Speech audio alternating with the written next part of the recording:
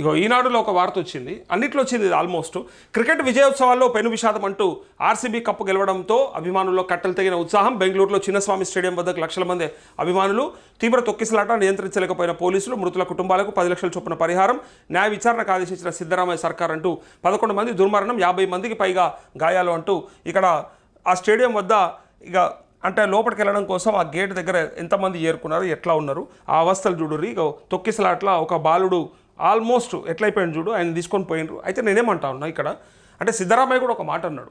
ఆయన ఏమన్నాడంటే సరే ఇప్పుడు 11 మంది చనిపోయింది, ఎంతమంది 11 మంది చనిపోతే దీన్ని ప్రభుత్వం తప్పు లేదా ప్రభుత్వం ఏం చేస్తుంది, పోలీసులు ఎందుకు కట్టడి చేయలేదు, ఎందుకు నియంత్రించలేదు అని ఇట్లాంటి మాటలు మాట్లాడుతారు కదా. మరి పుష్కరాలల్లా లేకపోతే ఇంకా రకరకాల వేరే సందర్భాలల్లో మరి తొక్కిసలాటలలో జరిగినటువంటి 50 మంది 60 మంది చనిపోయినప్పుడు మరి దానికి ఏం చెప్తారు మీరు అని డైరెక్ట్గా వాళ్ళని విమర్శించేటోళ్ళకి ఆన్సర్ చెప్తా ఉన్నాడు ఆయన.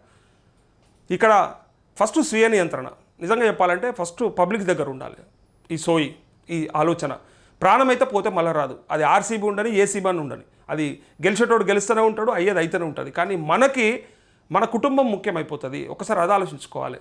ఇప్పుడు నువ్వు పోతే నీ కుటుంబం రోడ్డు మీద పడుతుంది అన్నప్పుడు నీకేది ముఖ్యం అసలు, అదా ఇదా? ఒక్కసారి ఫస్ట్ స్వీయ నియంత్రణ ఉండాలి. రెండోది ప్రభుత్వం కూడా ఖచ్చితంగా పకడ్బందీ ఏర్పాట్లు చేయాలి. ప్రభుత్వం అంటే ఉత్తగానే ఏదో మీరు ఏది చేస్తే అదే, మేము ఏం చెప్తే అదే అని కాదు. అక్కడ పబ్లిక్ అంతమంది వస్తారని ఎక్స్పెక్ట్ చేసినప్పుడు ఇంటెలిజెన్స్ ద్వారా రిపోర్ట్ తెప్పించుకొని దాని ప్రకారంగా దాన్ని కట్టడి చేయాల్సి ఉండే, లేదా పకడ్బందీగా ఏర్పాట్లు చేయాల్సి ఉండే. సో ప్రభుత్వంది కూడా తప్పు ఉంటుంది.